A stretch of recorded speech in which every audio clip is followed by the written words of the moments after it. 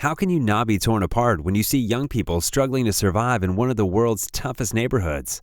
It's all too much, but it never deviates from reality, thanks to the actors who look and sound authentic. Zain is played by an actual street child. Almost everyone else in the cast portrays themselves in real form.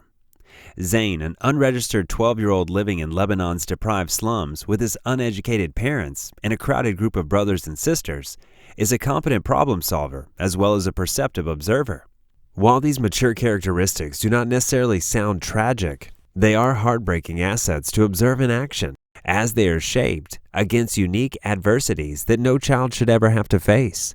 But the scrappy and intelligent Zain, with the old man's toughened face and gestures sheltering his young eyes and exterior, is so buried within setbacks beyond his years that he doesn't even recognize for a while that childhood innocence is something valuable he should be afforded.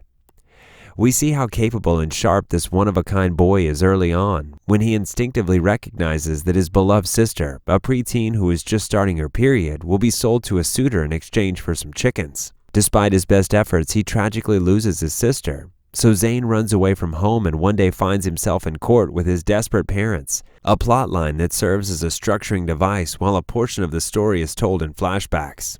Young Zain is in a Beirut prison serving a 5-year sentence for stabbing someone. He is astonishingly poised for such a small child and heartbreakingly self-resilient.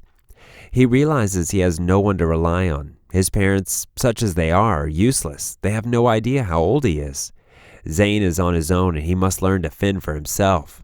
For the majority of the film, we see Zain, accompanied by a baby in a makeshift pram, trying to live by his wits and avoid danger. From his child peddlers to heartless landlords to adults preying on teenage girls, no young child should have to face these things alone. The lengthy speeches and the on-the-nose explanations in courtroom scenes played didactically, contradicting Labaki's film more honest, show-don't-tell feature. They also slightly disrupt the expressive narrative. I wondered why the filmmaker didn't prefer a chronologically telling of the story and simply resolve the final act into the court sequence. Aside from that stumbling block, Capernaum is a relentless powerhouse as Labaki follows Zain's misadventures as he finds a temporary safe haven under the protective wings of Rahil, Yordano Sifera, an Ethiopian refugee who illegally works at a fair and mothers the impossibly sweet toddler, Johannes Budwati Treasure Banco. Working on his escape plan out of the country while caring for baby Jonas and Rahil goes missing.